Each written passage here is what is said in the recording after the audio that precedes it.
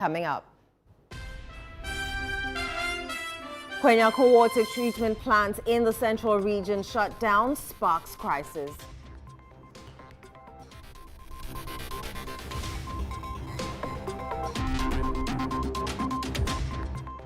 Renewed Sampa chieftaincy clashes leave 1 dead, 3 police officers injured.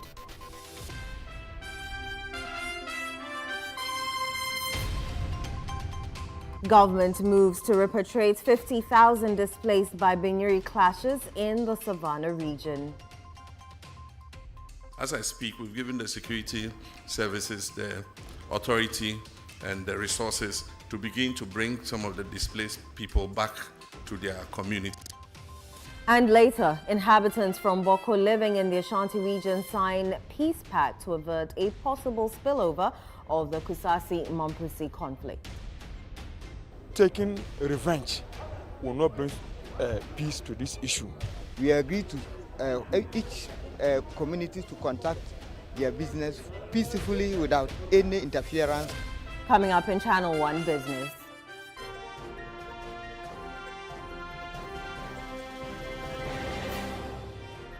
Banks enforce 5% levy on forex withdrawals under Bank of Ghana directive.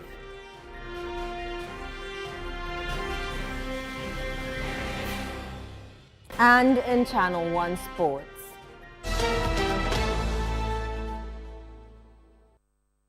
(2025-2026) Ghana Premier League kicks off on Friday, September 12 at the Accra Sports Stadium, with President John Dramani Mahama performing the ceremonial kickoff.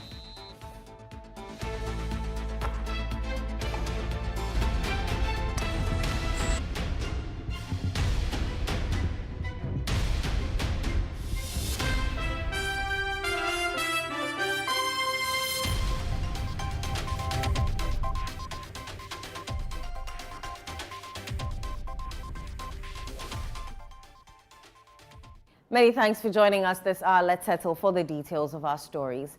Renewed violence in the Sampa chieftaincy dispute has left 1 person dead and 3 police officers injured.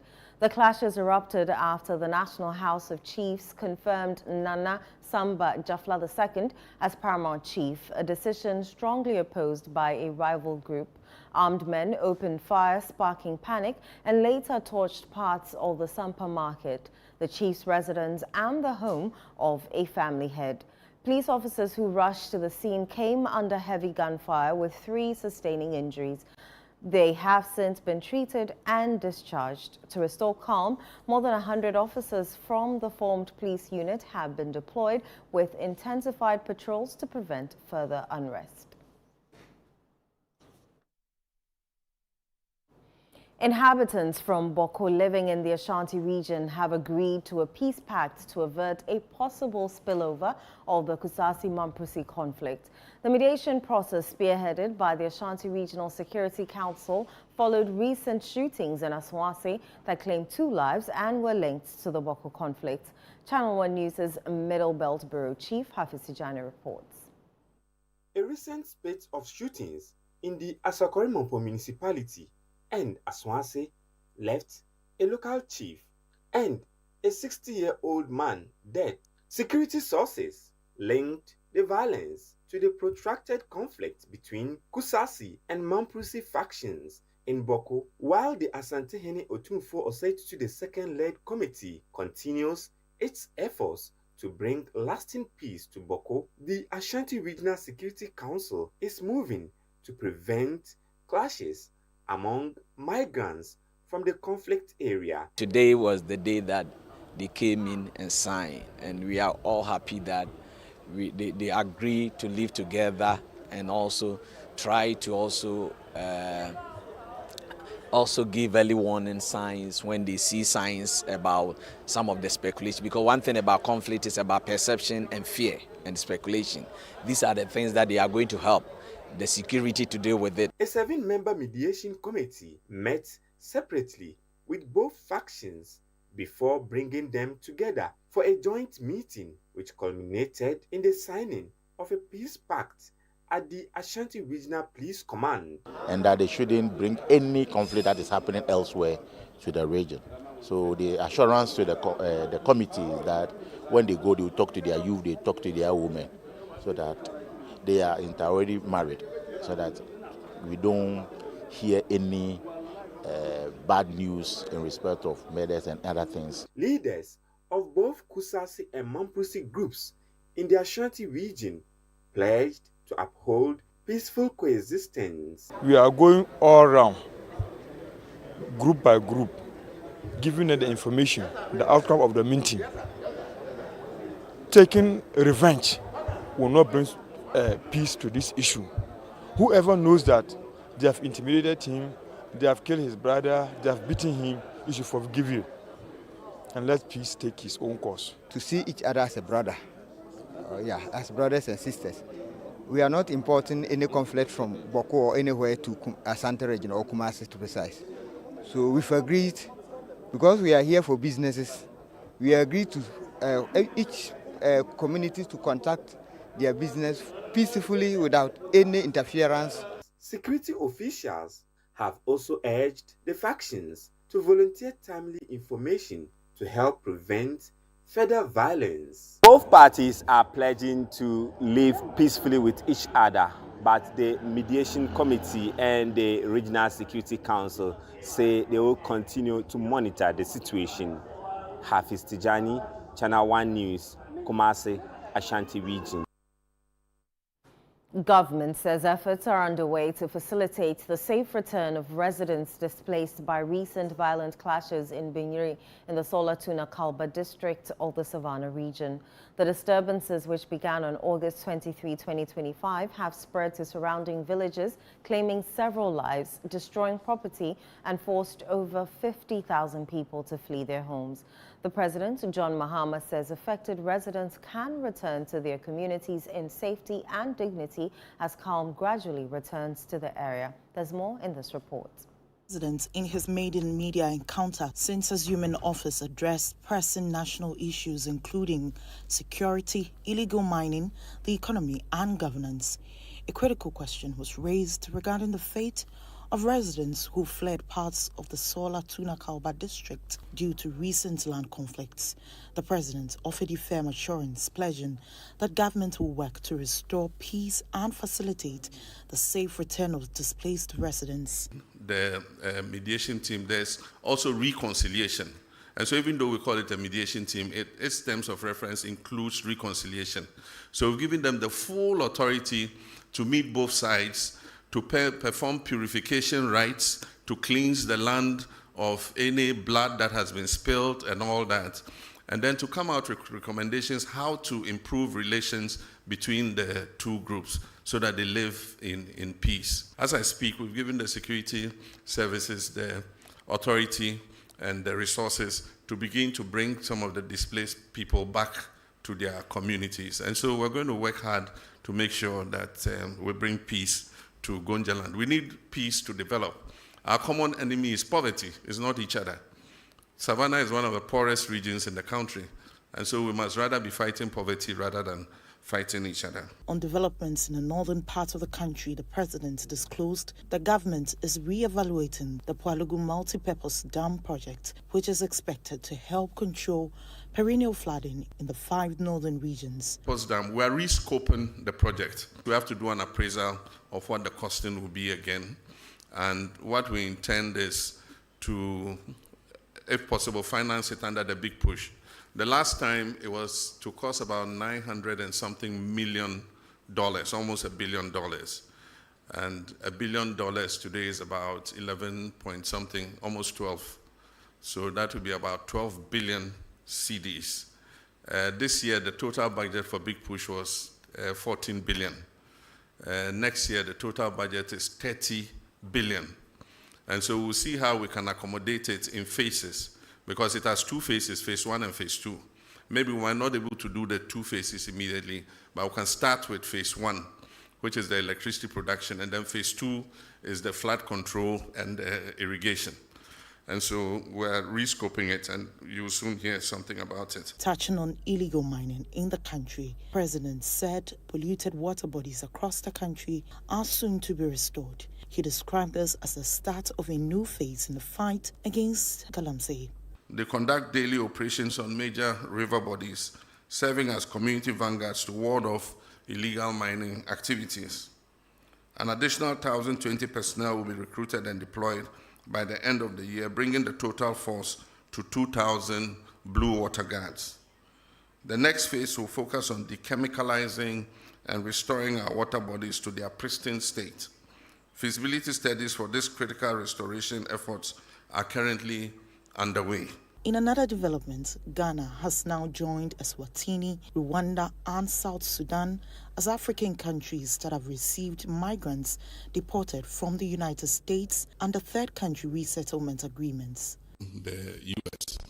And we agreed with them that West African nationals, were acceptable because all our fellow West Africans don't need a visa to come to our country. So if they decided to travel from US to Accra, they don't need a visa anyway. So if you're bringing our colleague West Africans back, that's okay. And so I think that agreement has been activated, and a first batch of 14 nationals came. Several of them were Nigerian brothers. They opted to go back home, and so we facilitated, we put them on buses, to be able to go back.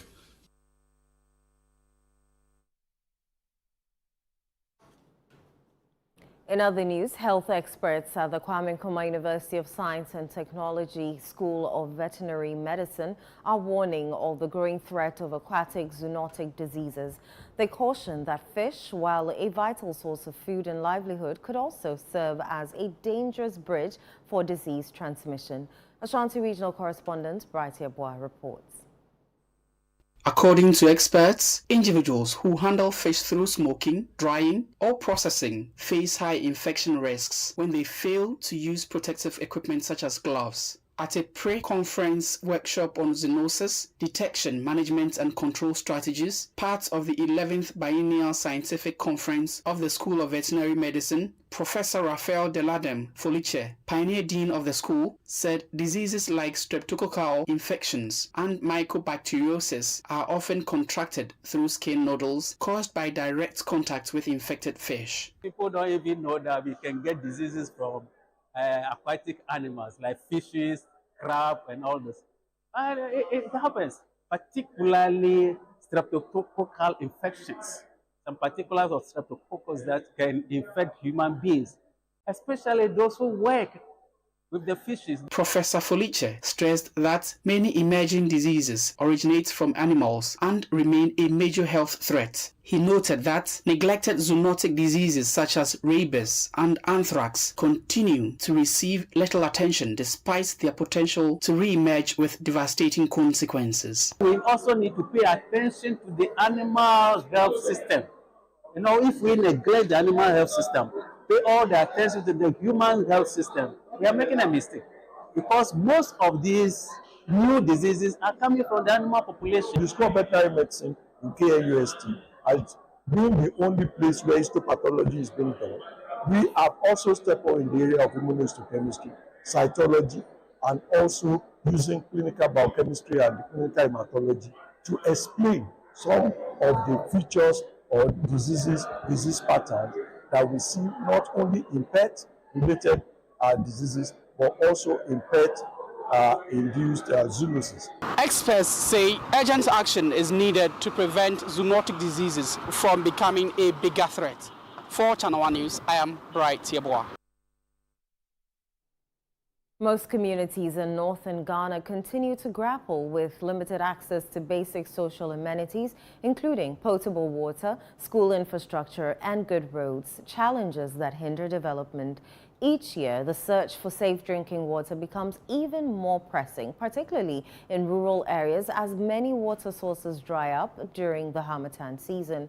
But following a recent dredging exercise and the connection of some communities in the Tolon district to improved water sources, residents are hopeful the intervention will ease their long-standing struggles, especially during the dry season. Our Northern Bureau Chief, Shawana Yusuf, has more. Women in Sabegu and Fihine communities in the Tolon district say they often travel nearly 3 hours daily in search of water, especially during the dry season. This, they explain, prevents many children from attending school as they often return late from fetching water.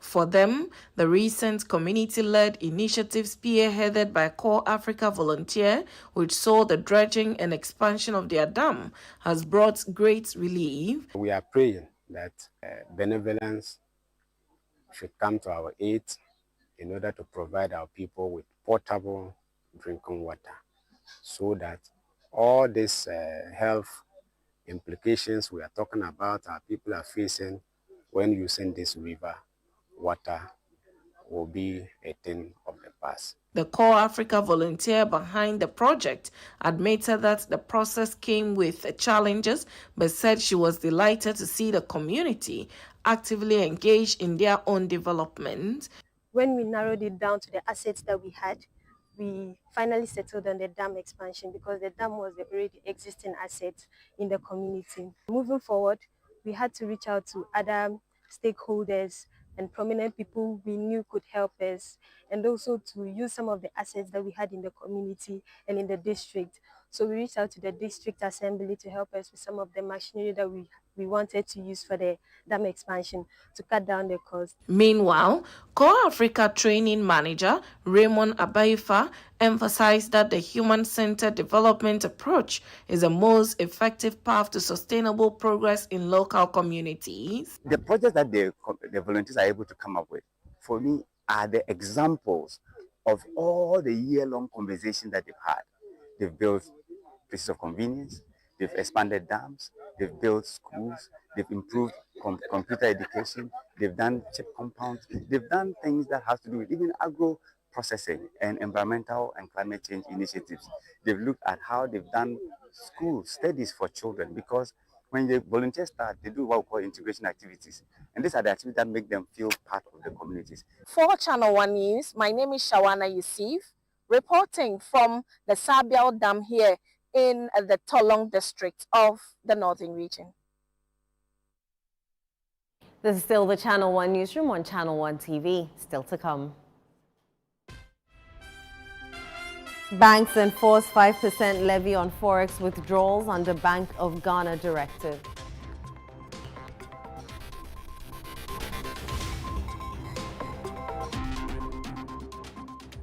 We'll bring you the details shortly. Do stay.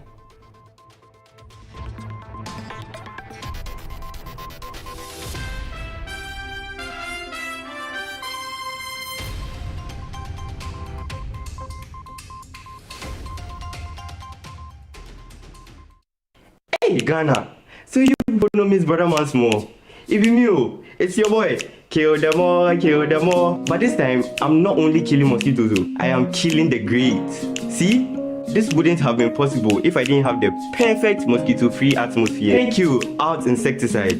And yeah, Out Mosquito Coil. For a mosquito-free atmosphere, trust Out to... You are not serious.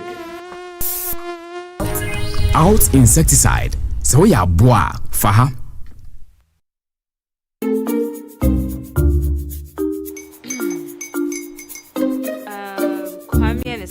are almost here. Wait a minute. This one too, your friend Kwame. Wait, Kwame? As in the same Kwame again? Yes, Mommy. The second coming. Into all this tension just to reintroduce that broke boy from Kaswa. Why would you deceive the family like this again? Now I understand the whole delay. Trotro from Kaswa. Why wouldn't he be late? Or be late? Of course.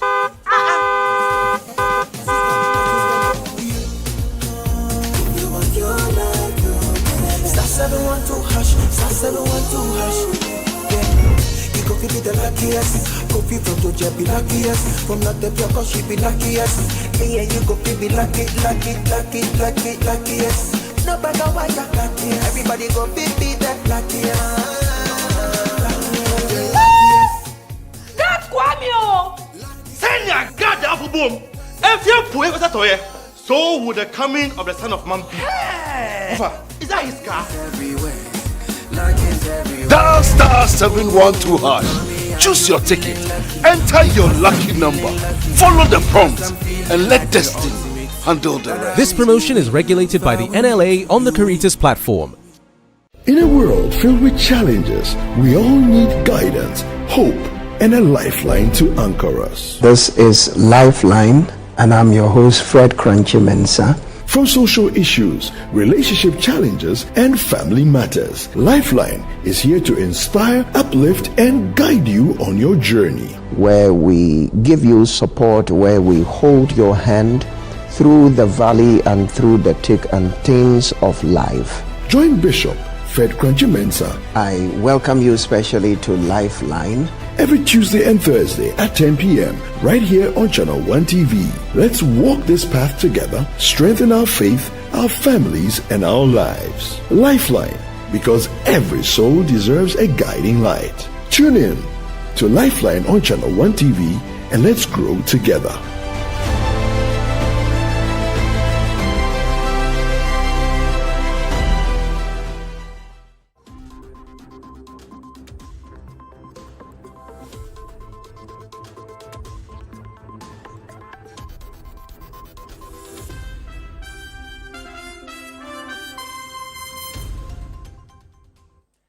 You're welcome back. This is Channel 1 Newsroom. Next is Channel 1 Business with Netali Netiajahu.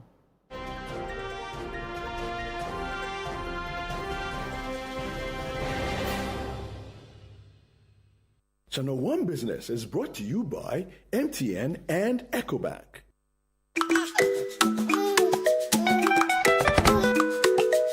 How may I help you today? We'd like to open a bank account.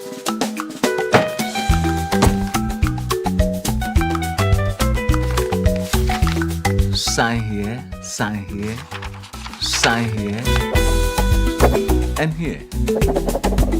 And now you draw direction to your house. I need your thumbprint. And I'll need your birth certificate too. No, I need the original. A lot has changed since you banked like this. So have we. We've made it easier than ever to open an account online and bank on the go through our mobile app, online banking, and more. Ecobank, a better way to bank your way. Sign here, and here. Ecobank, the Pan-African Bank. How are you doing, Netili? I'm good, and you? I'm very well, thank you. So this new directive by the Bank of Ghana on forex withdrawals, 5% of my own money, no? Yes. What is it intended to curb? They're trying to manage how people withdraw a lot of foreign exchange, the foreign money, how people withdraw a lot. Some people, as the president was saying yesterday, some people go and withdraw for intended purposes, but they don't end up using it for that. So I'm sure it's a way to check. Yeah. You give us the detail. Now, commercial banks in Ghana have begun implementing a new 5% forex withdrawal fee on foreign accounts in compliance with guidelines issued by the Bank of Ghana. The charge applies to withdrawals made from foreign currency accounts that were funded through transfers or check deposits. However, accounts topped up with cash deposits are exempt from the new levy. Industry analysts say the move is part of efforts by the central bank to manage foreign exchange liquidity, discourage speculative demand, and promote cash-based deposits. The new policy is expected to affect businesses and individuals who rely heavily on forex transfers and check deposits, particularly importers, exporters, and professionals receiving international remittances. Customers seeking clarification have been encouraged to contact their banks directly for more information. Now let's check how the local currency is performing on the interbank market.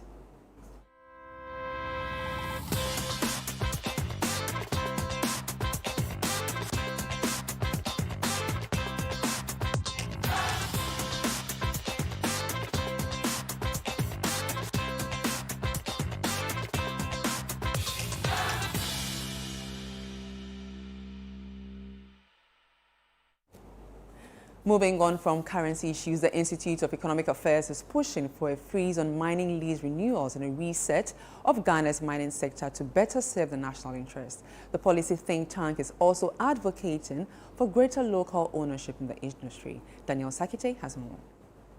The Institute of Economic Affairs contends that after more than a century of engaging foreign entities in commercial mining under colonial-era contract frameworks, Ghana has yet to realize meaningful economic transformation from its mineral wealth. Senior research fellow at the IEA, Dr. Eric Ojo-Osai, at a media engagement stressed that future concessions should be allocated through competitive bidding to maximize value for the state as it harnesses its natural resources. In line with the government resetting promises and in support of the 24-hour economy program, the Institute makes the following recommendations. 1. The Institute recommends government to restrict future mining leases to promote local ownership. The government should adopt a clear national policy prohibiting the granting of new mining leases or the extension of existing ones to foreign entities. Instead, a comprehensive transition framework must be developed to rapidly and sustainably move the mining sector towards full Ghanaian ownership. Meanwhile, board chair of the Institute of Economic Affairs, Dr. Charles Mensah, is urging the Ghana Gold Board to broaden its mandate by purchasing more gold from multinational mining companies. Gold Board, we think it's a good idea. It's a great idea coming out of the government. But we think it should go further. Not only should we buy from our people, we should also have the international companies also sell to the Gold Board, because there's a discrimination there. The Institute of Economic Affairs believes Ghana can harness its natural resources to reduce dependence on external sources for funding. For Channel One Business, I am Daniel Sakiti. Governor of the Bank of Ghana, Dr. Johnson Esiama, has affirmed the central bank's readiness to help mobilize resources towards the successful rollout of Ghana's 24-hour economy policy. Speaking at the 24-hour strategic integration workshop in Accra, he underscored the need for coordinated government action, robust financing structures, and deeper collaboration across the financial sector to deliver on the initiative. This report has more details.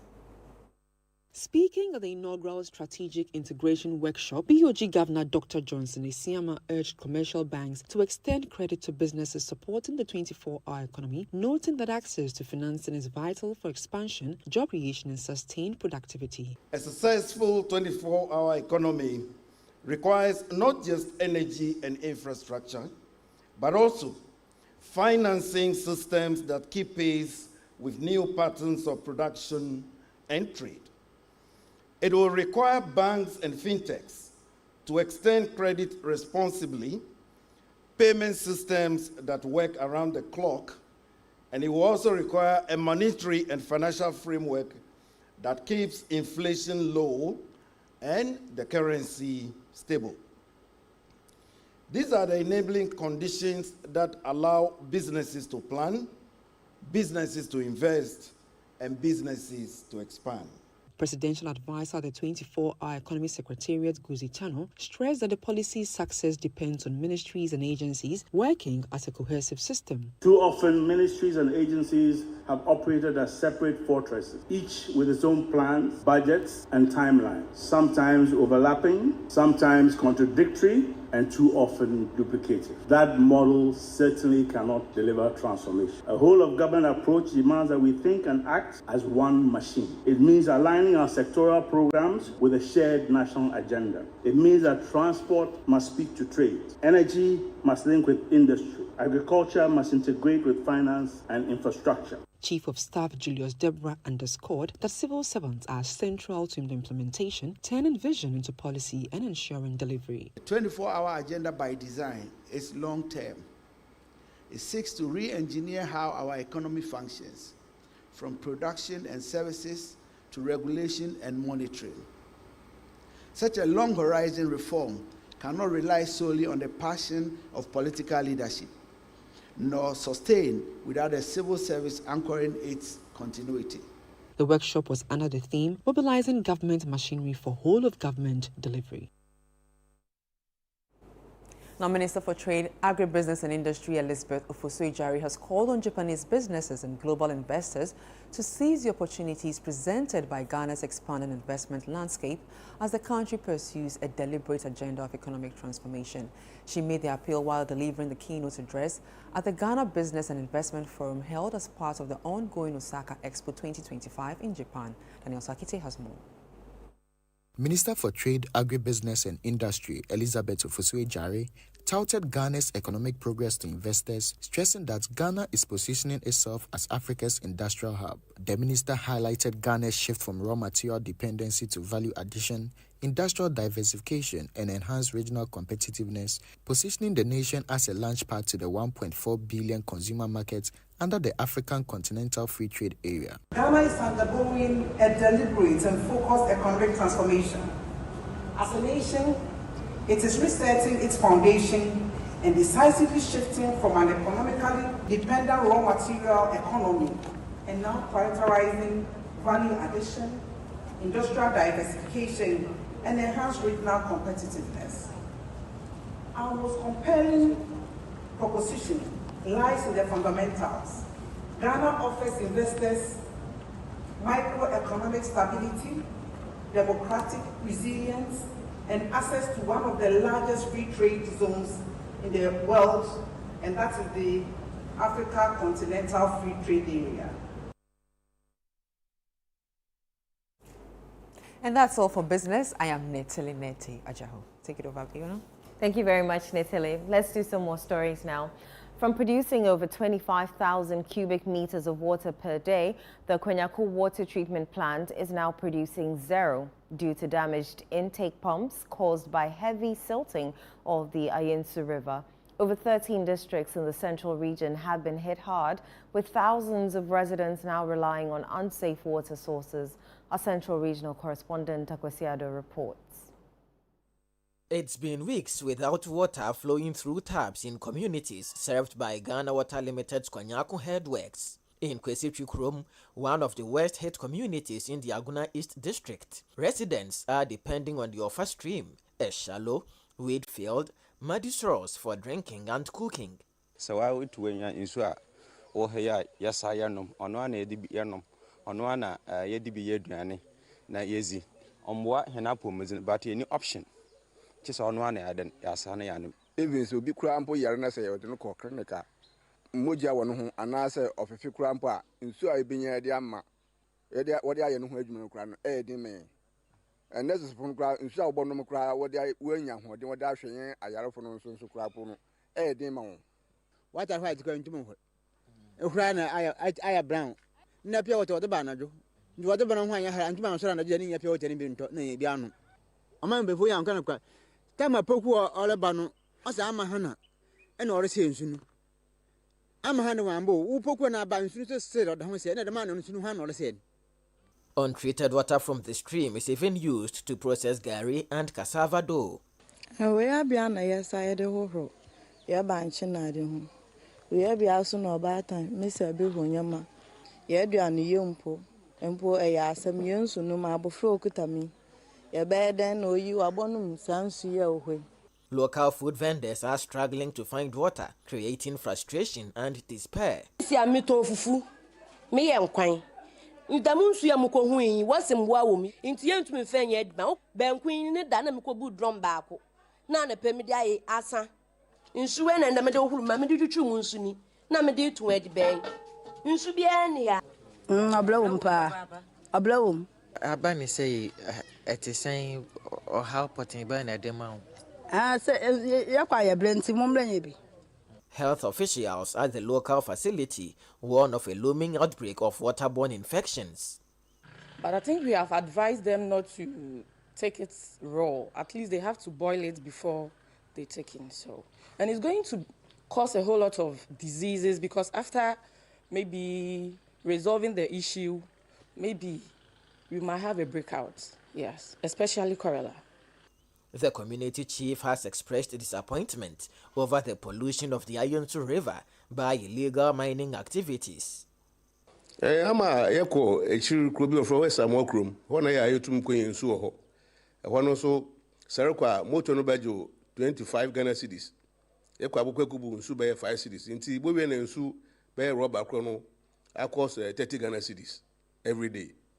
Years ago, the Ayonsu River was pristine and teeming with fish. Today, lifelong resident Kwanyako Yamwa says its current state is heartbreaking. Before the waterways, it is this river we depend on. Where we are standing here, it's called Mbemejare. So this river in particular serves a lot of communities. Since this Galamsey manner started, this river began to change its color.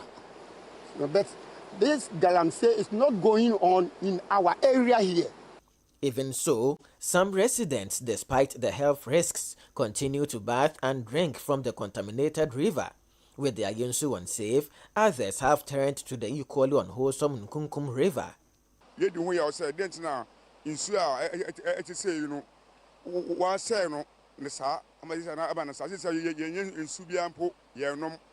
DBT has become high like this. We don't have anything to do. In the morning, we have to put gallons and jerrycans in Abuboya. Then we go to nearby villages to request for water before you can cook. It's quite unfortunate that when the whole thing started, they took things for granted. Now we are facing such a challenge. What it means is that I'm even advising, even if they are able to pump the water, looking at its situation now, it's not good for consumption because you can see too that the turbidity level is very high.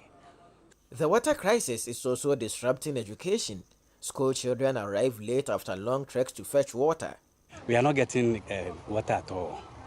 And if we need water, we must come and then depend on the river here. In fact, the reporting time is supposed to be latest by 7:15. And by 7:30, we are supposed to begin lessons. But you have to be waiting for the kids to come around. Sometimes 9 o'clock. So it's very challenging. At Pamfukrom Technical Institute, boarding students walk more than 2 hours to collect water from the polluted Ayonsu River. We lack waters, so because of that, we need to take our buckets and go to the stream or the riverside to fetch waters. The distance is very far. We close around 3:30, but for the sake of the water, when we don't close early to go to the riverside to fetch water, the path will get dark. So we need to close early and go to the riverside to fetch waters. In desperation, residents, including children, queue for drops of wastewater from the plant's drainage tunnel, climbing dangerously to reach it. In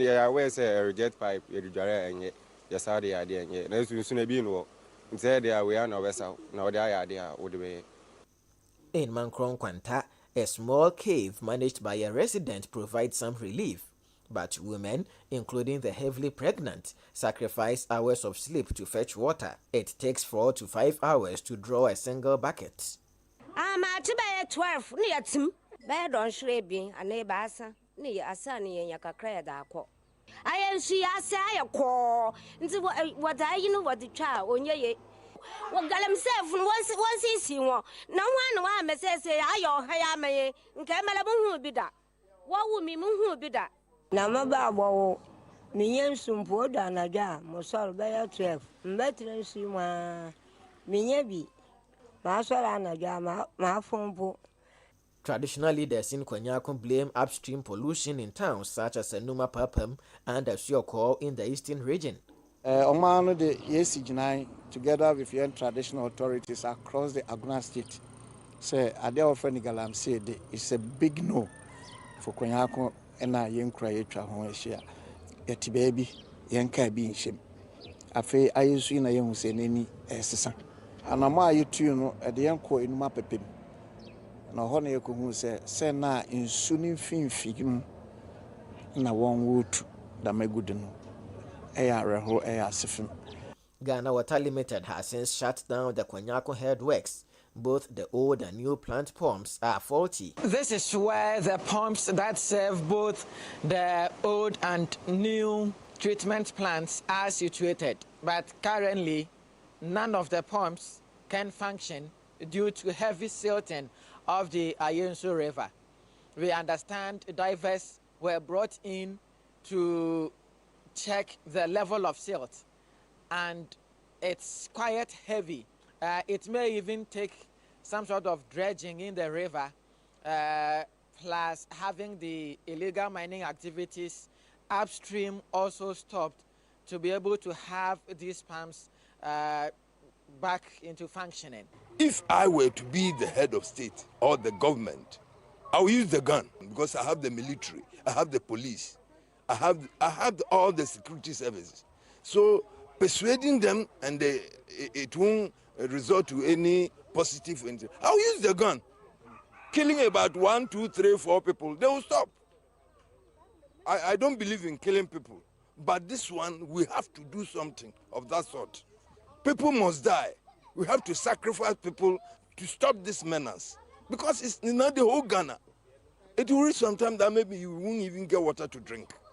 From producing over 25,000 cubic meters of water, the Kwanyako treatment plant is now producing 0 cubic meters volume of water due to illegal mining activities in the Ayensu River, which have heavily affected the treatment plant's pumps. For the Channel 1 Newsroom, I am Akwasi Ado, Kwanyako Central Region. Still on the matter of illegal mining, we're joined via Zoom by the Deputy National Director of Arocha Ghana, Daryl Bosu, to discuss issues relating to the fight against illegal mining. Many thanks for joining us, Daryl. For the Channel 1 Newsroom. Pleasure to be here. What is your assessment of the government's current approach to tackling illegal mining, particularly after President Mahama's stance on not declaring a state of emergency? Yes, good evening, and I must say that if you ask me about how the fight against Galamsey is going, I will say almost 9 months down the line with the president being sworn into office. Let's look at our river bodies, let's look at our farmlands, and the evidence is clear. Nothing has changed. The pressure and impunity still continues. And so to that extent, I would say that yes, the president has indicated that they are rolling out quite a number of activities on the ground. I must acknowledge that some of them are working, but the menace and the impunity still exists. And to that extent, there's still a long way we have to go. So I would say that if you listen to stories like these from Kwanyako and their water coming from upstream areas in the eastern region, and it's actually the scenario and the situation across the country. Talk about the tunnel of Fame River, talk about the Pra, all of them.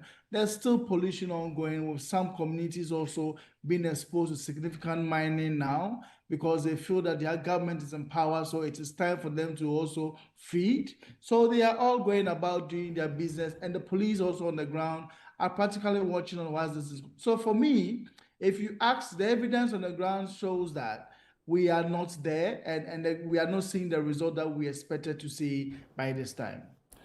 Daryl, the president insists that existing laws are sufficient to address the menace. Now, from your perspective, are these laws strong enough, or is enforcement the real challenge? No, I think we need to, yes, acknowledge our laws have played a very critical role. Most of them serve the purpose for which we are supposed to ensure sustainable mining in this country. But the biggest problem has been our own way of enforcing and ensuring compliance. So it is not the law. Yes, there are challenges with some bits of we requiring that small-scale miners pay reclamation bonds and all of that, and miners also being held accountable for the damage they cause. Fortunately, now some of the laws have been reviewed. If you talk about the EPA Act, which was recently passed, talks about reclamation and also the polluter pay principle being imbued in them. But the question is, to what extent is our state agencies ensuring compliance? That has been our biggest problem. So I think that if we say the law is there, why are we not implementing it? And here is the case: the law, Act 995, talks about the need to prosecute people who are fabricating equipment for galamsey, the need to prosecute people who are financing galamsey, the need to prosecute foreigners before they are even deported out of the country. But the government comes and sets aside the law and decides not to implement the law as it is. So the law is clear, and we have the laws that can really help us to deal with the issues. But the government is always whittling down the power of the law by setting them aside and doing whatever they want. Enforcement has been very terrible, and that is why the impunity persists. With no state of emergency in sight and looking ahead, what single bold step would you recommend the country takes now? Well, I think we have not seen anything new so far. The government did talk about, or the president did talk about, we now having 9 months. But let's be frank, 9 months is struggling. They don't have the resources that is needed to do what is required of them. So for me, if the president does not see the sense that we need to really institute some targeted state of emergency measure to curtail the impunity in some of these hotspots, then you ask yourself, what really is the government going to do then? I mean, they say that they've rolled out the responsible cooperative mining. This is something that is yet to begin. If you look at the policy in all intent and substance, there's nothing new from what we used to know, the community mining. And it's only going to perpetuate more galamsey and more illegal activity if we do not really comply with the laws as we always do. So I think that the biggest challenge still, all that we can do now is let's go back to the drawing board and ensure that our state institutions do the work that they are mandated to do. If we can't do that simple task, and we are not willing to institute a state of emergencies now, then I guess we should all put our hands on our heads and forget about a successful campaign to deal with this menace. All right, Daryl, how do we deal with political interference in the fight against galamsey? Well, I think you know that, we are here talking about this because every government, every party who takes over decides to do things the way they want. They don't listen to citizens. If politicians and the political fraternity will set aside their political interests and think about the state, think about the citizens first, things will be done differently. And so far, I think what is missing is leadership. Whether it is the MPP in power or the NDC in power, we are missing the critical leadership that will set aside the political interest and prioritize the citizens' interest over anything else. At the moment, that is what we are missing, and we need true leadership, not politically, I'll say motivated leadership as we are seeing now. We need true leadership, and that is what is missing. Daryl Bosu, always a pleasure speaking to you. Thank you for It's been a pleasure. Thank you so much. Thank you. All right. Away from that, the Ministry of Health has reaffirmed its commitment to working with scientists, academics, and researchers to bridge gaps in healthcare delivery with a goal of ensuring quality services and building a stronger health system in Ghana. Channel 1 News' Ashanti regional correspondent Doris Lonta reports. According to the ministry, building a responsive health system requires addressing existing gaps, and it is urging all stakeholders to bring their expertise to strengthen the sector. Delivering a speech on behalf of the Health Minister, Kwabena Mensah Akando, at the 11th Biennial Scientific Conference at KNUST, Chief Director at the Ministry, Desmond Boateng, outlined challenges within the system. Bridging the gaps requires more than constructing facilities or buying equipment. It requires connecting research with policy, cities with villages, and people with care. It requires drawing strength from multiple disciplines, not in competition, but in collaboration. That is the spirit of this conference, to spark not just discussion, but just solutions, not just research, but reform. Provost of the College of Health Sciences at KNUST, Professor Christian Ajari, highlighted ongoing interventions and research aimed at closing healthcare gaps. He called on professionals to play an active role in improving health outcomes. Policy documents alone cannot save lives. What bridges the gap between policy and impact is action. That is multidisciplinary, evidence-based, and culturally sensitive. It is on this premise that the parallel sessions for the conference have been designed to address real-world issues. 1. Tackling green with pragmatic retention strategies. The Health Ministry has urged stakeholders to work collaboratively in addressing Ghana's health challenges. Reporting for Channel 1 News, I'm Doris Lonta, Ashanti region. You're still watching the Channel 1 Newsroom on Channel 1 TV, still to come.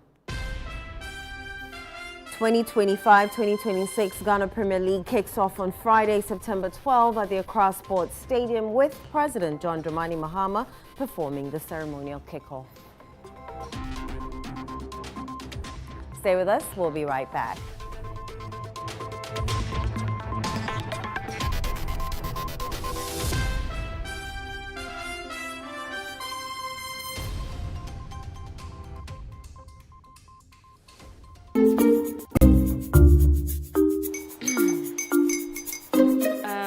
Kwame and his uncle are almost here. Wait a minute. This one too, your friend Kwame. Wait, Kwame? As in the same Kwame again? Yes, Mommy. The second coming. Into all this tension just to reintroduce that broke boy from Kaswa. Why would you deceive the family like this again? Now I understand the whole delay. Troll from Kaswa dear. Why wouldn't he be late? Or be late? Of course.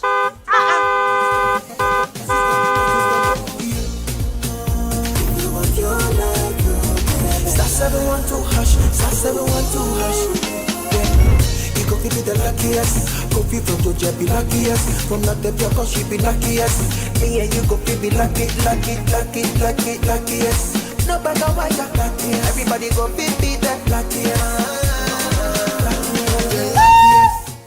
That's Kwame! Send your goddamn for boom. If you put it toy, so would the coming of the Son of Man be. Is that his car? Dial star 712#. Choose your ticket. Enter your lucky number. Follow the prompt and let destiny handle the rest. This promotion is regulated by the NLA on the Caritas platform. Let's talk hemorrhoids. Hemorrhoids are normal structures located in the anus of all mammals. But it is only man who suffers hemorrhoidal disease because of the erect posture we have assumed and the squatting that we do to empty our bowel. Hemorrhoids consist of a special type of blood vessels which fill with blood when we are moving our bowel and help to cushion the anus against the force of transmitting the stool. Afterwards, they empty their blood, collapse, help seal the anus to maintain continence. Over time, these vessels lose the elasticity of their walls, become dilated, permanently filled with blood, leading to congestion of the hemorrhoids. The symptoms of hemorrhoids are bleeding and prolapse of the hemorrhoids when passing stool, itching and feeling of warmth in the anus and anal discharge. Laser, ligature, and longo are the modern, minimally invasive, most effective and painless methods of treating hemorrhoids today. Muntaba Hospital, First Ghana Colorectal Center, in to serve a peculiar health need.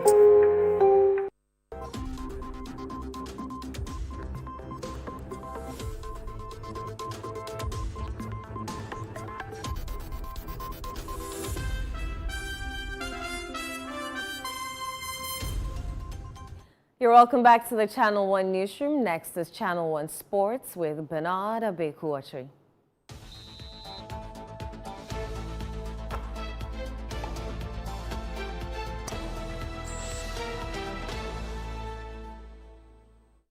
Abeku, how are you doing? I'm a miracle. How are you too? I'm very well, thank That's you. fantastic. I'm hoping this, Premier League season will be nice. Ghana Premier League, it will be interesting to watch. Yeah, it's gotten a lot of promises around it, isn't it? The prize money has been increased to $9.5 million.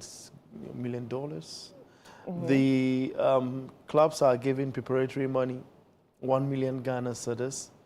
The game will be live on TV. They have a professional contract form from the Professional Footballers Association of Ghana for the clubs.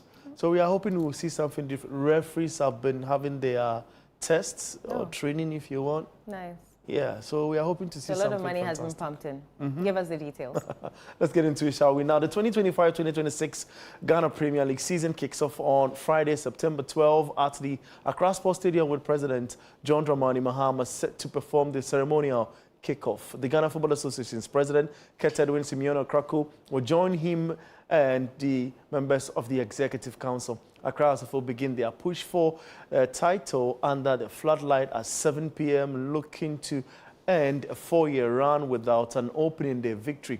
Their opponents, newly promoted Hoho United, will be making their first ever appearance in the top flight. The build-up to the match includes a curtain raiser at 4 p.m. between the Black Starlets and Hearts Youth side Aras, while celebrated Afro dancer artist Stoneboy will perform live at the stadium to add to the festive atmosphere on the opening night.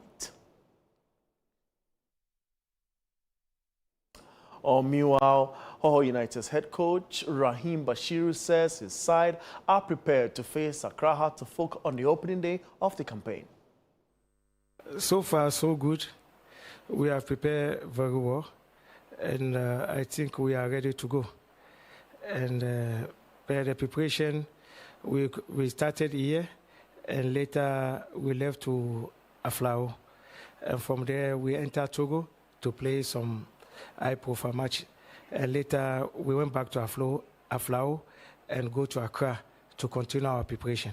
I think so far, so good. No, I think not at all. I think this feature is going to give us a lot of opportunity because it's a first game. You know, during the start of the league, first game, anything can happen. So even when you look at House of Folk, anytime they play their first game against a debutant, they always lost. So hopefully, I think it's going to happen this time around. Let's head to England now. A newly appointed Nottingham Forest manager, Ange Postecoglou, says taking charge of a club like this is exactly the kind of challenge he was looking for. The former Tottenham manager guided Spurs to the Europa League title during his time in North London. Postecoglou arrives with a reputation for bold attacking football and believes Nottingham's ambition, of course, matches his own, with the club preparing for their first European campaign in 3 decades. He has been tasked with building a side capable of competing at the highest level. I kind of didn't take too much for me to realise this is it's a great opportunity and it has everything that kind of I look for in a challenge, and yeah, I was excited to take it. You know, they've had 2 excellent managers who have done fantastic work, and you know, like I said, sometimes you don't know when these things will end. I certainly didn't expect to finish up after winning a trophy either, so that's just the nature of football. And, you know, in terms of the style question, again, look, it's pretty familiar territory for me. It was a similar when I took over at Spurs. You know, they wanted to change kind of the way they played, but it's a little bit different this time, obviously, with me taking over, you know, 3 games into the season. It'll be a gradual process. But I think, you know, if you look at the squad and even the first 2 or 3 games, I think Nuno himself was probably transitioning to something a little bit different from what it was. But you know what, even if I was playing exactly the same, we're all different. Well, that's the very latest from the world of sports, and I am Bernard Abekuachi. Over to you, Heno. Thank you very much, Abeku. And that's how we wrap up on the Channel 1 Newsroom. Let's do a recap of our headline stories. Kwanyako water plant in the central region shut down, sparks crisis. Renewed Sampa chieftaincy clashes leaves 1 dead, 3 police officers injured. Government moves to repatriate 50,000 displaced by Binyuri clashes in the Savannah region. Inhabitants from Boko living in the Ashanti region signed peace pact to avert a possible spillover of the Kusasi-Mwampusi conflict. Do visit our website channel1newsonline.com for information on our top stories and more.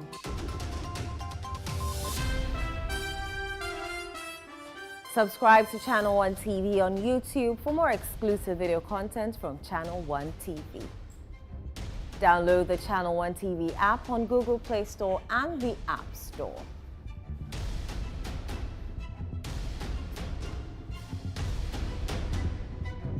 I am Inu Safu. Many thanks for watching.